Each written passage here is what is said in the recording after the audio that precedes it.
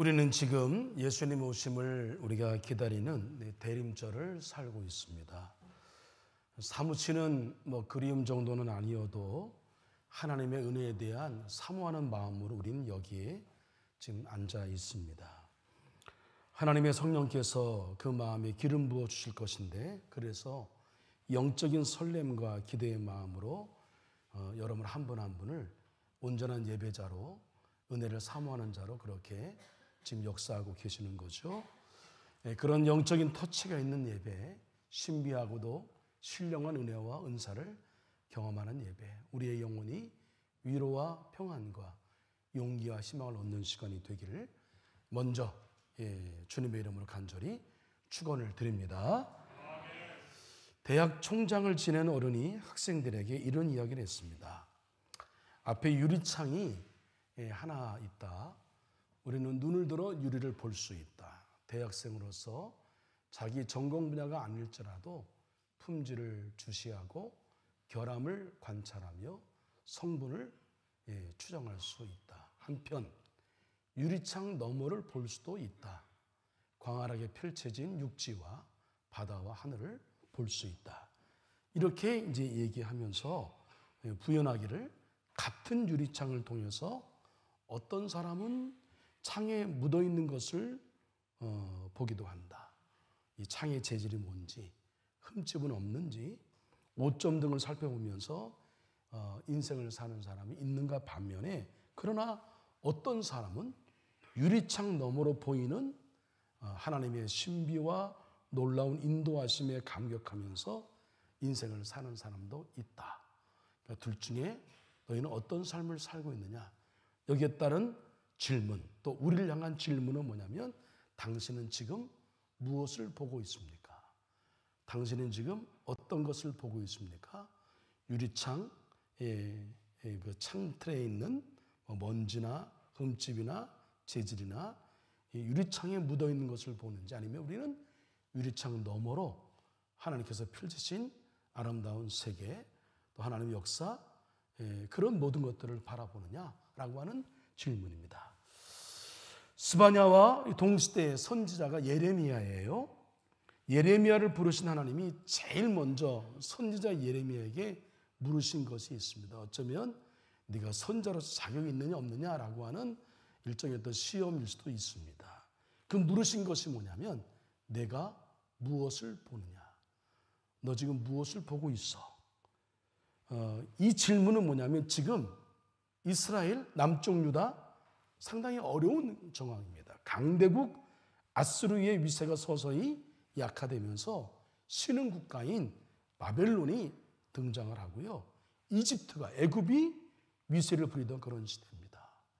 강대국에 끼워 있어서 곧 북쪽 이스라엘, 남쪽 유다 다 여러분 아시는 대로 망하게 되는 그런 정황 가운데 있습니다. 어쩌면 대한민국 역사가 그러했듯이, 또 지금 처해 있는 상황이 그러했듯이, 우리 열국 강국에 끼어서 우리가 눈치 보면서 그 고도의 정치를 펼치고 또 경제를 살려내고 내야 하는 그런 어려운 정황. 우리는 또 이놈으로 나라가 갈라져서 저 북한의 위협을 늘 받고 있는 상황 가운데에 나라를 세워가는 일이 상당히 어려운 건 분명합니다. 정치가 쉽지 않은 것만은 분명을 해요.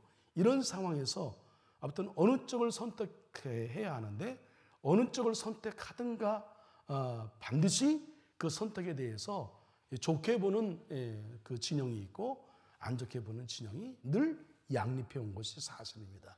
그것은 우리의 나라 자체가 여러분 작고 약하기 때문에 어쩔 수 없는 그런 현실이라고 볼 수 있는 거죠. 아무튼 이런 상황 가운데에 고민하지 않을 수 없어요. 어느 쪽으로 붙어야 내가 살고 나라가 망하지 않을 것인가? 우리는 선택해야 합니다. 모두가 눈을 굴리면서 계산하고 있었을 것이죠. 특별히 위기 상황에서는 강대국이 잘 보이고 힘 있는 사람들과 권력 있는 사람들과 높은 자리에 있는 사람들이 더 잘 보이는 것이 일반적인 현상인 겁니다. 우리 개인적으로도 힘들고 어려울 때에 우리가 당장 눈에 보이는 어떤 도움을 찾지 않습니까? 누구 정치적으로 연결되는 사람은 없는지, 아니면 뭐 경찰에 누구 연결되는 사람은 없는지, 어느 병원의 의사와 연결되는 사람은 없는지, 우리는 우리의 삶의 문제 앞에 눈에 보이는 어떤 도움을 얻을 수 있는 그런 대상들 앞에, 그런 권력과 힘들 앞에 우리가 마음을 갖는 것이 일반적인 현상일 거예요.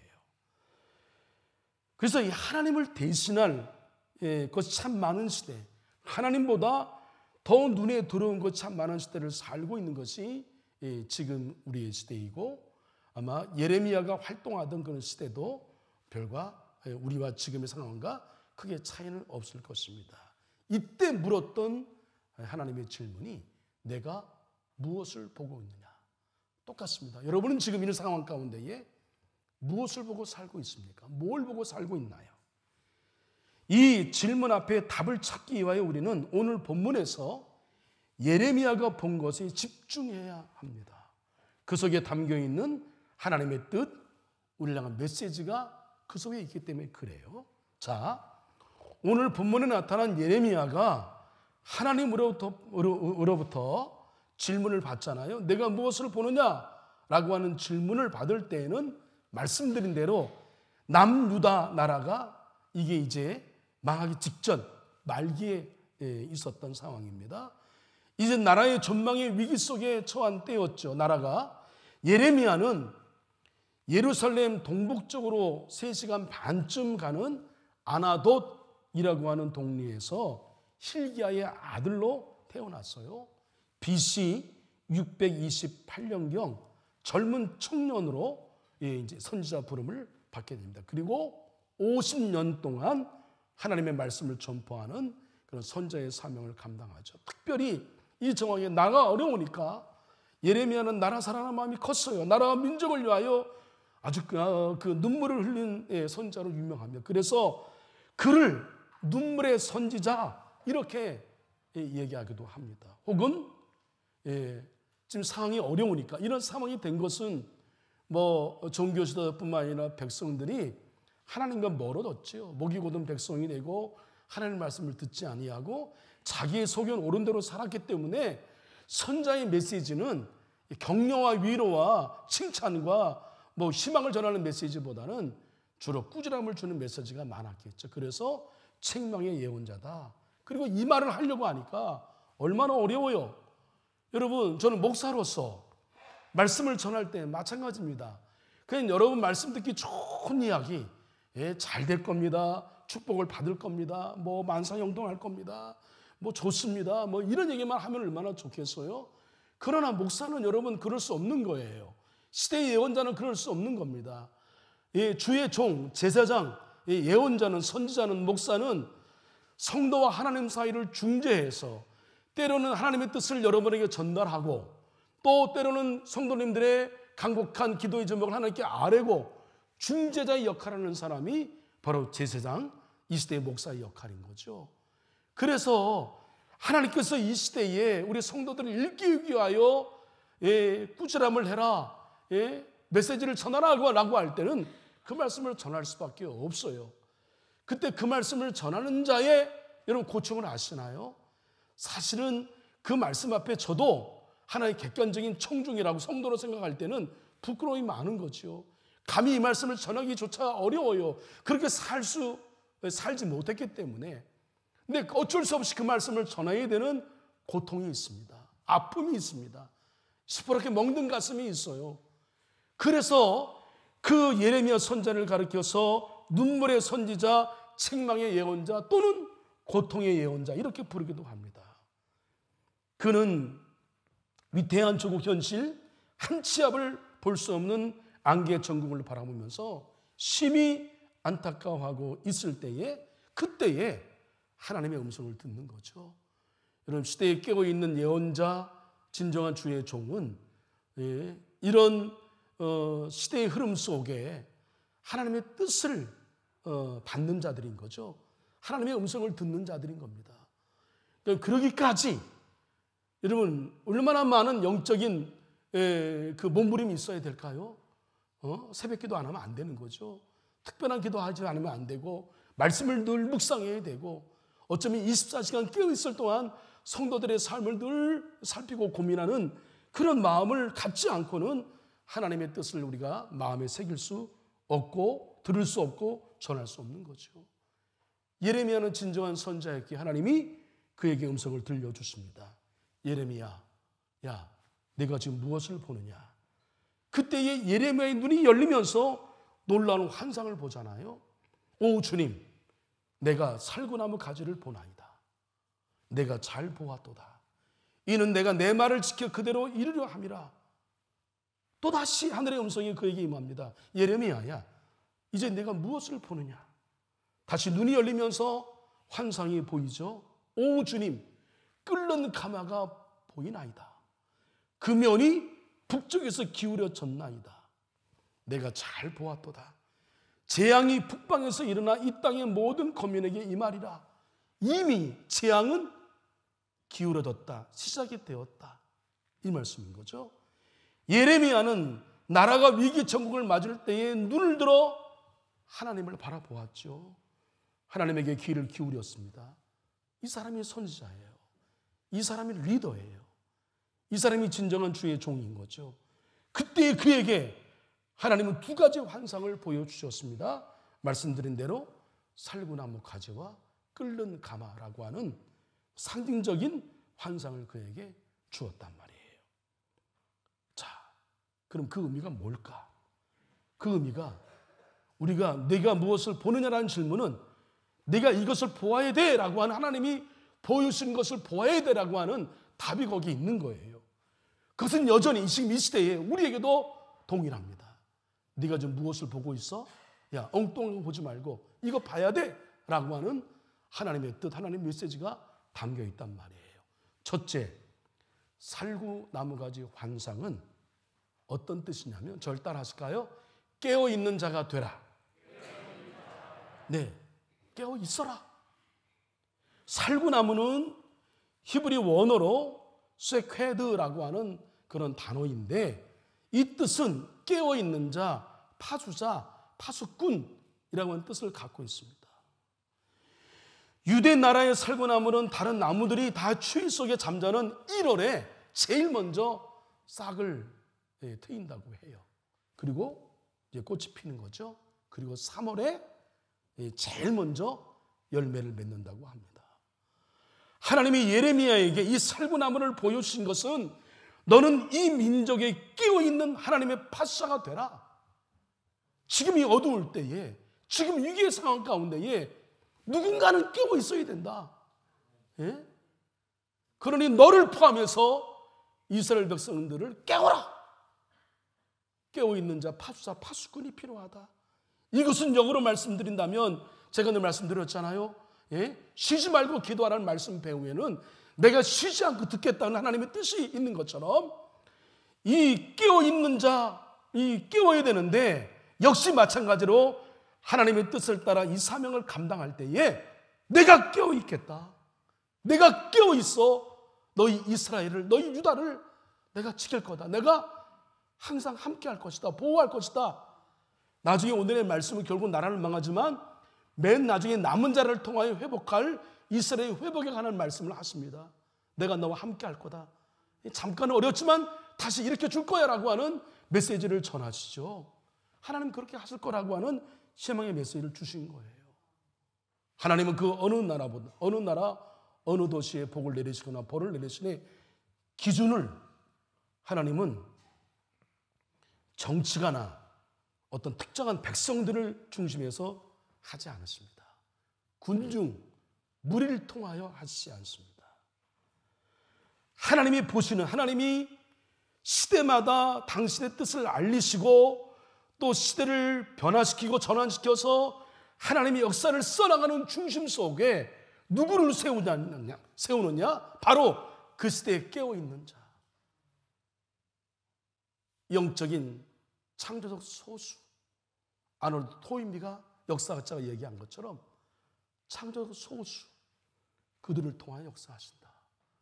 이사야서 우리 선지서의 말씀을 빌리면 남은 자, 구루토기를 중심해서 다시 이스라엘을 회복시키실 것이다. 하나님의 역사를 펼치실 것이다. 또 그들을 통하여 하나님께서 꾸준함하시는 것, 하나님의 심판을 그들을 통해 알리실 것이다 말씀하고 있는 겁니다. 저는 이 코로나 팬데믹이 이제 일반적인 종교 사회학자, 미래학자들을 보기에 한국 교회가 이제 그냥 코로나 팬데믹 없이 가는 정황 가운데 점점 기울여져, 그래서 마이너스 성장을 이루는 것에 10년을 앞당겼다 이렇게 평가합니다. 실제로 통계적으로 볼 때 그런 현상들이 나타나요. 저는 그러나 그것으로 우리가 계속 기울여져 한국 교회가 어떤 이스라엘 남유다와 북쪽 이스라엘처럼 망하는 그런 길적으로 감이 아니라 하나님은 이런 과정을 통해서 개교회나 한국교회, 한국감리교회에 저는 남은 자를 세우신다고 저는 믿어요. 올거지 이런 가운데에도 순전한 믿음을 지키고 하나님의 살아계심을 믿으면서 자신의 주어진 책무를 성실히 감당하면서 그리고 경건의 생활에 힘써서 마치 그 옛날 예수님을 온전히 맞이했던 안나나 시므온 깨어있는 선지자들처럼 이 시대의 남은 자를 통하여 하나님이 역사하신다. 우리에게도 마찬가지예요. 이런 환난의 과정, 고난의 과정을 통해서 죄송합니다 여러분, 믿음 없는 사람들은 다 떨어져 나갈 거예요. 그게 어쩔 수 없는 성서적 우리의 성경이 가르쳐주고 있는 우리의 프로세스이고 과정입니다. 그러나 그 가운데 하나님은 남은 자를 세우시는 거죠. 구루토기를 세우셔서 그 믿음을 온전히 지킨 그들을 통하여 하나님은 새로운 역사를 써나가신다고 저는 분명히 믿습니다.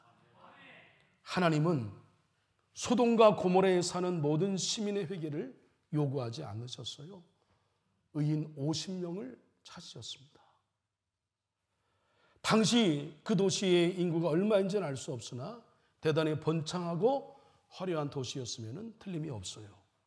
만약에 5만 명의 시민이 살고 있다고 한다면 하나님은 그 중에 1000분의 1, 1000명 중에 한 사람 의인을 요구하신 것이죠. 1000명 중에 한 사람 진정한 의인이 있다고 한다면 소돔과 고모라는 멸망받지 않았다. 의인을 찾으시는 거예요. 최저 하한 선인 아브라함이 타협을 하잖아요. 참 그것도 아주 신비로운 그런 장면 가운데에 신기한 장면 가운데 하나이죠. 아브라함이 하나님과 타협하잖아요. 하나님 50명 안 돼요. 좀 깎아주세요. 그래서 몇 명 깎았어요? 몇 명으로? 10명으로 깎았어요. 예? 여러분 최하한 선인 의인 수가 10명이었다고 한다면 5,000분의 1, 5,000명 중에 한 명을 요구하신 거예요. 영적으로 깨어있는 자를 하나님은 시대마다 교회마다 세우셔서 하나님의 역사를 펼쳐 나가셨음을 우리는 기억해야 하는데, 그러므로 겨울 속에 깨어 싹을 내고 꽃을 피우고 열매를 맺는 살구나무처럼 우리 한국 감리교회 안에, 한국 교회 안에, 특별히 한소교회 안에 지금 암담한 환경 가운데서라도 깨워서 의의 싹을 내고 꽃을 피우고 사랑의 열매를 맺는 사람들, 하나님 그 사람들을 주목하십니다. 저는 그러므로 우리 교회에 희망이 있다고 생각해요. 저는 자신합니다. 어려운 가운데에도 여러분 최선을 다하여 믿음을 지키려고 애쓰는, 어쩔 수 없이 여러분 교회와 멀리 떨어져 계셔서 뭐 일주일에 한 번 정도 올 수밖에 없는 성도님 마음을 저는 충분히 이해합니다. 오시는 동안에 얼마나 수많은 교회를 지나갔을 거예요. 그럼에도 불구하고 우리 교회가 고향교회라, 우리 교회가 내 교회라, 본교회라 생각해서 이 자리에 오신 여러분들 정말 귀합니다. 하나님은 그 마음을 귀하게 보실 거예요. 그리고 여러분 우리 어려운 상황 가운데에도 우리 목사들 안에 그런 얘기합니다. 목회하면 제일 어려운 게 뭐야? 제일 어려운 게 성도들하고 대하면서 이렇게 좀 마음 상하는 거 제일 어려운 부분이지만, 실질적인 어떤 우리의 사역 가운데 어려운 건 솔직히 말씀드리면 새벽기도입니다. 새벽기도 만만치 않습니다. 어쩌다 한번 여러분 새벽기도 지키는 일은 괜찮을 수 있어요. 꾸준하게 새벽기도 하는 일은 정말 어려운데, 겨울은 어려워요. 그럼에도 불구하고 우리 성도님들 정말 순종하셔서 새벽에 파수꾼들 함께 예배를 드리는데 우리 온라인까지 포함하게 되면 우리가 평균적으로 40명에서 50명가량 예배를 드리고 목요일 날은 그래도 한 10명 정도 더 드려서 한 60명, 70명 정도 드린다고 믿고 파악하고 있는데 얼마나 감사해요. 여러분 그분들이 있기 때문에 우리 교회가 희망이 있다. 꾸준하게 누가 알아주든 아니하든 여성교회 밥 짓는 일이 얼마나 힘들고 어려워요. 요즘에 대부분 많은 교회들이 용역을 줍니다. 밥하는 아주머니에서 해요. 근데 우리 교회는 여성교회가 뺏길까 봐 아닙니다. 우리가 하겠습니다. 얼마나 귀해요. 감사해요. 그분들은 그걸 알아요. 보람을 알고 뿌듯함을 알아요. 근데 뭐 집에서 여러분 맨날 하는 일인데 그걸 또 하는 일이 쉬울까요? 그러나 기쁨으로 감당한단 말이에요. 저는 그분들을 보면서 여성교회 뭐 준비할 때에 주방에서 그냥 웃음꽃이 만발하고 서로 그냥 격려하고 이런 소리만 들어도 얼마나 뿌듯한지 몰라요. 얼마나 감사한지요. 이런 분들이 있기 때문에 여러분 우리가 깨어있는 자의 그 삶의 내용을 성경에 찾는다고 한다면 빛과 소금의 역할을 감당하는 성도일 겁니다. 빛, 소금 이것은 잘 아시는 대로 어둠을 비치는 존재가 되어야 하고 또 썩은 부패한 것을 부패하지 않도록 정직한 깨끗한 하나님 선하신 뜻이 펼쳐지는 그런 깨끗한 나라를 세우고 지역을 세워가는 것, 그게 소금의 역할인 거죠. 그것은 다시 말씀드리면 우리 기독교인의 정체성을 상징합니다. 성도를 가리켜 빛과 소금이요라고 하는 것은 우리는 이런 사람이에요. 그렇지 않아 이런 삶을 살고 있어 라고 하는 정체성을 얘기하는 거고 또 이 시대에 주어진 성도의 사명인 거죠. 빛은 사랑을 말하고 소금은 의로운 삶을 말합니다. 이런 사람들이 곳곳에 있어요. 우리 성도님 가운데에도 정말 다 알리진 않지만 정말 숨어서 이렇게 남모르게 사랑을 실천하고 의로운 삶을 살아가는 사람들이 우리 성도님 가운데 얼마나 많은지 알 수 없습니다. 너무 자랑스러워요. 그래서 희망이 있습니다. 사랑하는 한서의 성도 여러분, 여러분은 뭐 어떤 역할이든 학생으로, 주부로서, 직장인으로서, 뭐 공무원, 정치인, 기업가, 예술가 어느 위치에 있든지 그 자리 있는 자리에서 여러분이 빛과 소금의 사명을 감당하는 마음으로 산다면 여러분들이 의인인 거예요. 의인의 숫자에 여러분의 한 몫을 감당하는 겁니다. 그럼 이 사회는 달라지는 거예요. 우리 교회는 달라지는 거예요. 희망이 있습니다. 이런 것에 설교를 들으면서 저 목사님 말씀 들어보니까 나는 아닌 것 같으네. 아닌 거 맞아요. 그러면. 근데 아닌 건 맞아요. 여러분 그렇게 그냥 체념하면 안 됩니다. 여러분 아니면 나도 그럴까? 의인일까라고 하는 것으로 삶을 끌어올려야 되는 거예요. 할렐루야. 그래야 신앙이 성장합니다. 그래야 신앙이 성숙하는 거예요. 열매를 맺는 겁니다. 여러분 예수님 믿어서 우리 교회 나와서 막 엄청나게 막 일확천금을 올리고 막 승승장구하고 그게 복이 아니라고 말씀드렸잖아요. 성서에 말하는 복은 예수님 가르쳐준 산상수훈의 복이에요. 심령이 가난한 자가 복이에요. 온유한 자가 복이에요. 시대의 아픔과 우리 이웃의 아픔을 끌어안고 애통하는 자가 복이 있는 거예요. 하나님의 의를 위해서 핍박을 받아 못 살고 비난받고 때로 옥에 갇히고 그래도 그게 복이에요. 성서가 말하는 복입니다. 근데 우리는 잘못된 복을 자꾸만 생각해요. 이 자본주의 영향 가운데 그 빨리 벗어버려야 됩니다. 그러니까 우리가 당당하지 못해. 돈 많은 사람 앞에 여러분 비굴해. 돈 많은 사람 왠지 막 주눅이 들어. 왜 그런지 아세요? 우리의 축복관이 잘못됐기 때문에 그래요. 여러분 우리는 성도예요. 할렐루야. 우리 크리스찬이에요. 아무것도 없으나 모든 것을 가진 자예요. 우리는 무명하나 우리는 유명한 자예요. 내 안에 예수님 계시기 때문에 진정한 부자인 거예요. 이걸 자랑해야죠. 예? 이런 성도로 우리 곳곳 살아갈 때에 바로 여러분들이 의인인 겁니다. 우리 깨어있는 성도 되시기를 간절히 축원을 드립니다. 살구나무 가지가 다 돼야 됩니다. 둘째, 끓는 가마 환상은 여러분 이거 진노의 막대기예요. 하나님이 예레미야에게 내가 무엇을 보느냐 할 때에 끓는 가마를 보나이다. 그 면이 북에서부터 기울어졌나이다. 유대 나라가 범죄한 결과 북쪽에 있는 갈대아인들이 끓는 가마처럼 전쟁을 막 준비하잖아요. 때가 되면 침략을 합니다. 이미 그런 계획이 있어요. 예언이 이루어지고 있어요. 이스라엘 백성이 살구나무처럼 깨어있지 못할 때에 이러한 진노의 칼, 진노의 막대기가 임한다는 경고인 겁니다. 16절 말씀을 다 같이 읽습니다. 시작. 무리가 나를 버리고 다른 신에게 분향하며 자기 손으로 만든 것에 절하였은즉 내가 나의 심판을 그들에게 선고하여 그들의 모든 죄악을 징계하리라. 저는 이 말씀 앞에 영적인 위기감을 느낍니다. 아무리 여러분 제가 새벽 기도를 강조해도 나와 상관이 없어. 우리가 이 시대의 크리스찬으로서 진정한 성도로 우리가 26번 시리즈의 말씀을 들어서 순례자에 관한 말씀을 전하면서 우리 모두 순례자인 걸 기억하고 순례자처럼 살기를 위하여 몸부림칩시다. 경건의 생활에 힘씁시다 해도 그건 남의 얘기예요. 나와 상관이, 그 뭐 몇 사람 모여서 하면 되고요. 나는 상관이 없어요. 목이 곧은 이스라엘 백성들처럼, 귀를 막은 이스라엘 백성들처럼 듣지 않아요. 그러니까 여러분, 죄송한 말씀, 장로님도 기도했지만 우리가 교육관 성정고치, 우리 교회 정도 교세에 다른 사람들이 다 그 이해가 안 된다 그래요.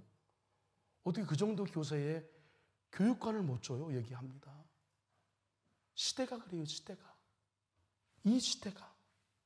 그래서 여러분, 이번에 감리교회 입법총회 때요, 성도의 우리 교인의 의무와 그 권리 조항에, 자격 조항에요, 11조 반드시 해야 한다. 이거 안 하면 선거권, 피선거권이 주어지지 않는다. 명시했습니다. 강단에서 여러분 교인으로서 기본과 의무를 강조하면, 아이 목사님 좀 혼내는 얘기 그만하세요. 왜 이렇게 혼을 내세요? 불편해합니다. 우리는 신앙생활을 하면서 꼭 가슴 한켠에 두어야 할 명제가 있어요. 하나님은 끝없이 우리를 품어주시는 사랑의 하나님인 건 분명합니다. 그러나 하나님은 공의와 정의의 하나님이신 걸 똑같이 기억해야 합니다. 이거 잊어서는 안 되는 거예요. 그래서 여러분, 하나님의 교회에 하나님이 제일로 싫어하는 게 뭐냐면 하나님의 교회의 영적 질서를 훼손하는 것, 이 방해하는 것, 이거 대단히 단호하십니다. 여러분, 이걸 너무 가볍게 여기서는 안 돼요.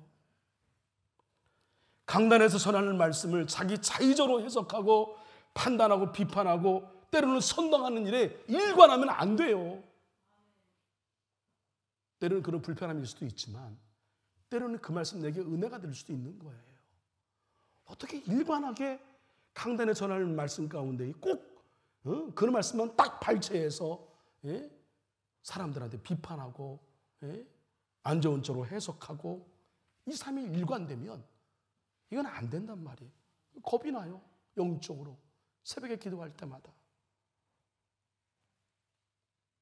여러분, 좀 바보 같고 멍청이 같지만 말씀 앞에 우리가 취할 태도는 어명 앞에 신하가 그 어명을 대하는 태도 정도는 아니어도 우리가 가져야 할 기본적인 자세는 경청이고 순종입니다.